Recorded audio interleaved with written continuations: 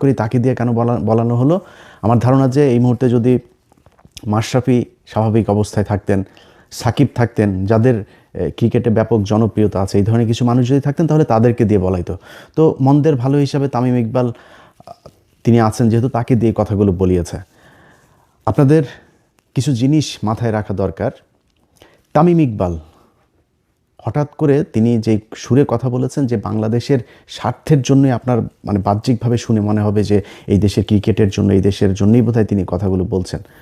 আচ্ছা, যদি মনে করেন বাংলাদেশের জন্যই ওনার ক্রিকেটের জন্য এত মানে ভালোবাসা, এত প্রীতি নিয়ে উনি কথাগুলো বলবেন, আপনাদের মনে আছে যে মানে ওনার কথা অনুযায়ী যে বাংলাদেশ যদি এখন বিশ্বকাপ খেলতে না যায় তাহলে বিশাল আকারের ক্ষতি হয়ে যাবে, 10 বছরের জন্য পিছিয়ে যাবে। এই ভারত বাংলাদেশকে এই 2016 থেকে 16-17 থেকে আপনি যদি কয়েকটা এশিয়া কাপ যদি আপনি চিন্তা করেন, বিশ্বকাপে এই ভারতের আম্পায়ার, 2টা এশিয়া কাপ তো আমরা জেতা, 2টা এশিয়া কাপকে তারা হারিয়েছে।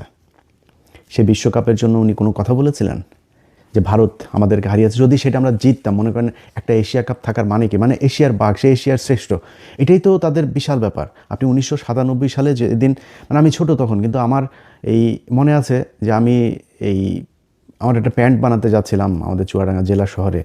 তো ওই দিন হঠাৎ করে দেখি, আমি তার আগ পর্যন্ত জানিও না যে ক্রিকেট বলে পৃথিবীতে কোনো খেলা আছে, তার আগের দিন পর্যন্ত আমি জানি না। সবাই দেখছি রেডিও নিয়ে, তারপরে এই কানের মধ্যে নিয়ে তারপরে শুনছে কি একটা যেন ধারাভাষ্যকার কথা বলছে, মানে ফুটবলের মতোই মনে হয়, আমি জানি না কি হচ্ছিল। হঠাৎ করে আমি আবার আসার সময় দেখি ট্রেনের মধ্যে পুরো রং টং মেখে সারা দেশে বিরাট উল্লাস। ওই দিন টেলিভিশন পত্রিকা সব এই বিশ্বকাপ পরের দিন, মানে ওই যে আইসিসি যেটা বাংলাদেশ জিতে বিশ্বকাপে খেলার মর্যাদা অর্জন করলো, আকরাম খান যে অধিনায়ক ছিলেন। তো ওই একটা ম্যাচ আজকে যে বাংলাদেশের ক্রিকেট সেই জায়গায় নিয়ে এসছে। এই এশিয়া কাপের 2টা এশিয়া কাপ যদি বাংলাদেশ জিতত তাহলে বাংলাদেশ মানসিকভাবে আরও বিশাল আকারে উঠে যেত না সামনে? সেটা নিয়ে তামিম ইকবাল কোনো দিন ভারতকে বলেছে যে তোমরা এই চুরি করো, তোমরা এইভাবেই করো? বরং ওই ম্যাচের মধ্যে সাকিব আল হাসানকে তাও দেখেছি যে মোটামুটি একটু তর্জন গর্জন করেছে, তারপরে এ কথা বলে নেই।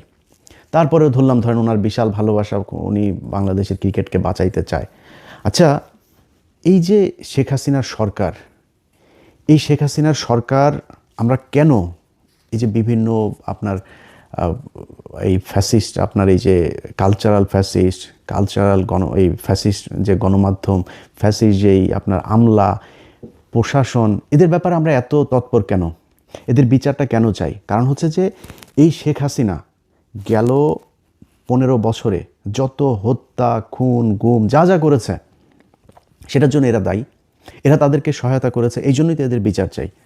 আচ্ছা, এবার আসেন আপনি 2018 সালের একটা নির্বাচন, 2014 সালে যাই হোক বিএনপি আসে নাই। আমি সত্যি কথা বলি, আমি সেদিন কাজে গিয়ে তারপরে বাথরুমে গিয়ে কান্না করেছি।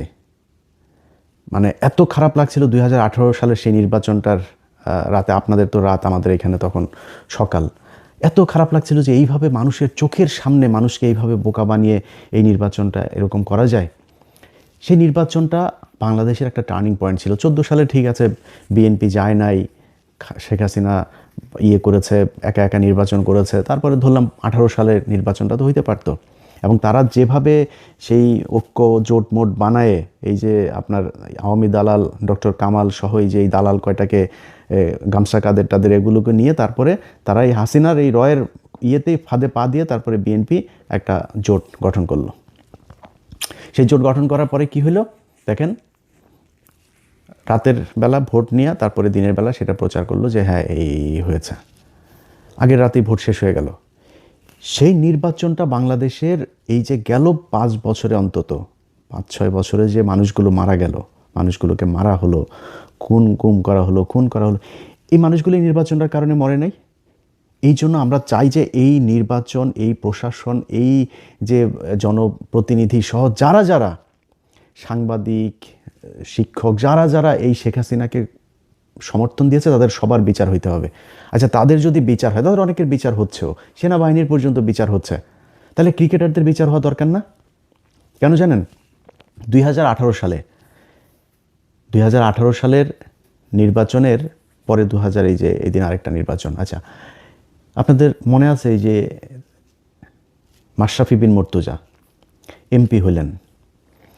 ওই সময় দেশের যে পরিস্থিতি এবং মাশরাফি বিন মুর্তজার যে জনপ্রিয়তা ছিল, আমি বিশ্বাস করি মাশরাফি বিন মুর্তজা যদি মিরপুর স্টেডিয়ামে যায়, একদম স্টেডিয়ামের শেষ মাথায় উঠা যদি একটা মাইক হাতে নিয়ে ডাক দিত যে বাংলাদেশে আমরা এই হানাহানি আর চাই না, শেখ হাসিনা, খালেদা জিয়া, তাদের ভেতরের যে সমস্যা, এটা আমরা ক্রিকেটার যারা আছি, আমি অন্তত আমার জায়গা থেকে ডাক দিলাম, বাংলাদেশের মানুষ সবাই এখানে আসেন, যদি না আসে তাহলে আমি এখান থেকে, মানে সে কিছু একটা শর্ত দিতে পারতো।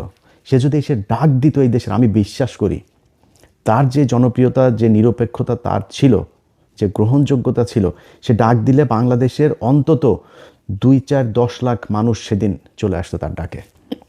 এবং আমার বিশ্বাস যে রাজনৈতিক দলগুলিও একটা করতো না, আসলে আমাদের মনে হয় একটা জায়গায় আসা উচিত। কারণ একটাই মাত্র জায়গা, সেটা হচ্ছে ক্রিকেট, যেইখানে বাংলাদেশের মানুষ কোনো দলাদলি করে না। এই ক্রিকেট যখনই আসে তখনই বোঝা যায় যে এই দেশের মানুষের কত দেশপ্রেম, সবাই এক হয়ে যায়।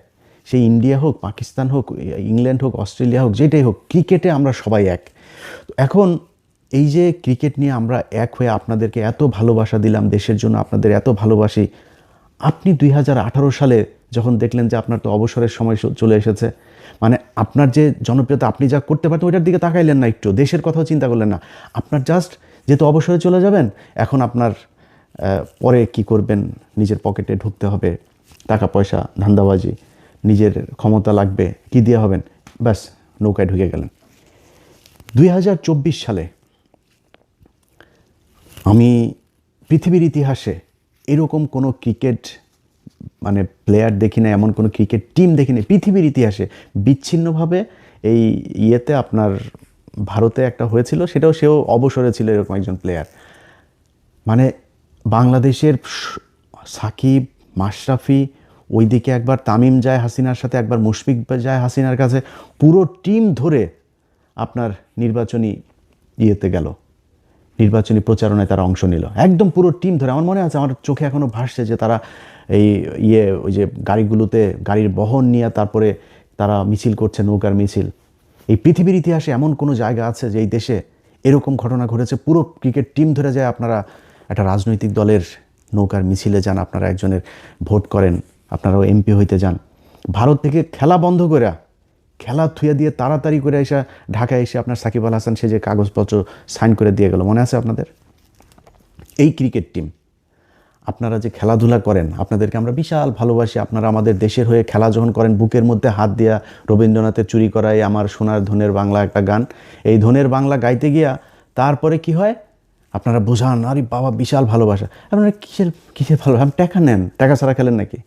বাংলাদেশের এমন কোনো সেক্টর নাই যে এত টাকার মালিক হওয়া যায়, ক্রিকেট খেললে যত টাকার মালিক হওয়া যায়, কোটি কোটি টাকার মালিক হওয়া যায়। আজকে যে মুস্তাফিজকে নিয়ে আমরা এত কান্না করছি, আপনাদের মনে আছে মুস্তাফিজকে, এই যে মহেন্দ্র সিং ধোনি, এই ধোনির মতো এত ভদ্র প্লেয়ার, যারা আমরা খুব ভদ্র মনে করি, ধোনি এবং কোহলি দুইজনকে আমি ব্যক্তিগতভাবে তাদেরকে পছন্দ করি, এর মতো ভদ্র প্লেয়ার আমাদেরকে মানে চুনুপুটি মনে করে, তেলাপোকা মনে করে। মুস্তাফিজরা একবার মনে আছে, পিচের মাঝখানে কীভাবে ধাক্কা দিয়ে, ইচ্ছাকৃতভাবে ধাক্কা দিয়ে মুস্তাফিজকে ফেলে দিয়েছিল, মনে আছে আপনাদের? মুস্তাফিজের যদি লজ্জা থাকতো, তারপর থেকে আর কোনদিন ভারতে খেলতে যেতে চাইতো না, ওইটার প্রতিবাদ করা হইতো। ওনারা ভারতের সামনে গেলে মনে হয় একদম মানে ওই যে আইপিএলে ডাকবে কিনা, ওইটা মাথার মধ্যে থাকে, ওইটা মাথায় থাকার কারণেই ওই করে আর কি, মানে ওরা যাই করুক সেটাকে তারা অ্যাকসেপ্ট করে নেয়। সেটাই ঘটেছে, সেটা সবার ক্ষেত্রে ঘটেছে, এবং মুস্তাফিজের ক্ষেত্রে সেটাই ঘটেছে। সে যায়, যে খেলে আসে, এবং আমার বিশ্বাস সামনেও যাবে, আবারও যাবে, কারণ ওরা তো দেশের জন্য খেলে না, দেশপ্রেমে ওদের ভেতরে নাই, ওরা টাকার জন্য খেলে। টাকা বলেন যে বিসিবি আর কোনো প্লেয়ারকে মাসিক টাকা দিবে না, দেখেন না খেলা খেলতে যায় কি না, টাকার জন্য খেলে। তারপরে ভাই আপনারা খেলাধুলা করেন, কোনো সমস্যা নাই, আপনাদের কারণে।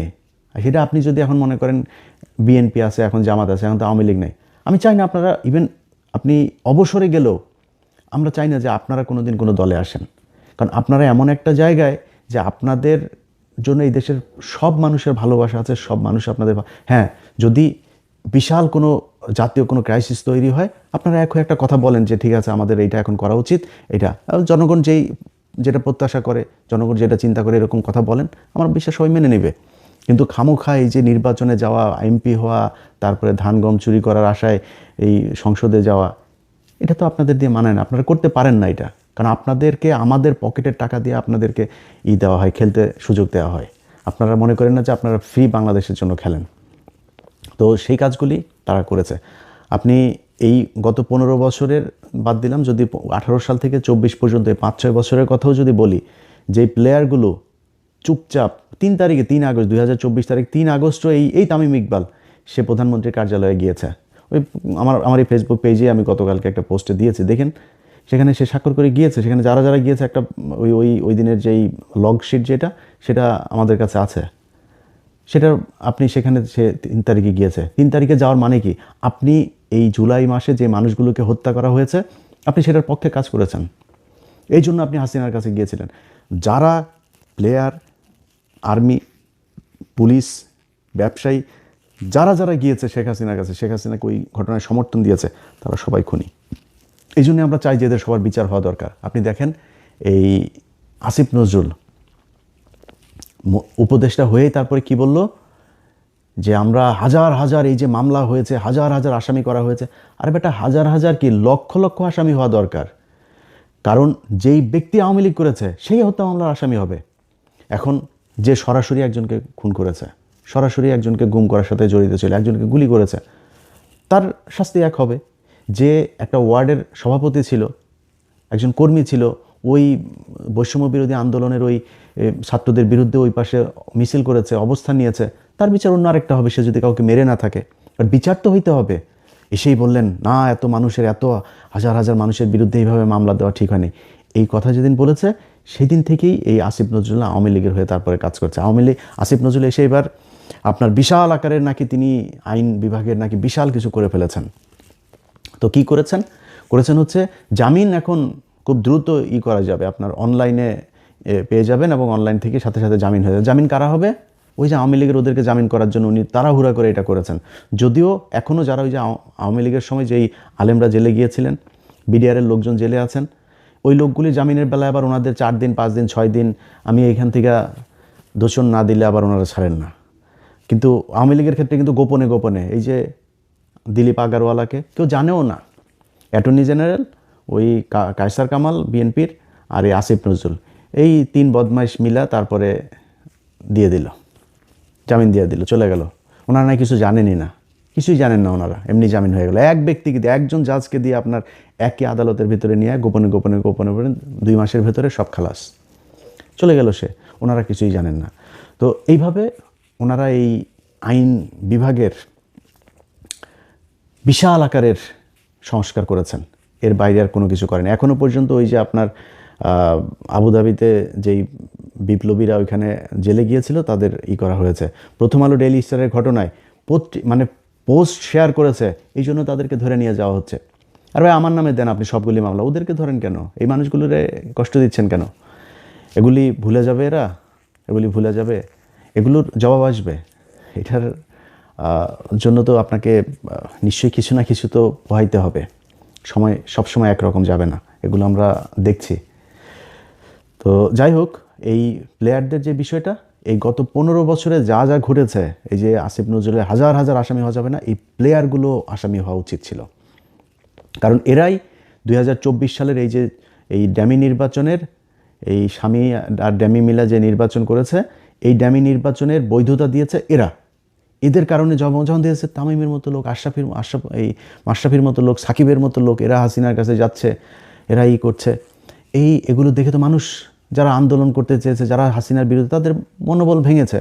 আর যারা হাসিনার লোক তারা আরও চাঙ্গা হয়েছে, আর আমরা তো আর কি, দেশে তো আর জীবনে কোনোদিন সরকার চেঞ্জ হবে না, এরকম একটা পরিস্থিতি তৈরি হয়েছিল, এদের কারণে তৈরি হয়েছিল এটা।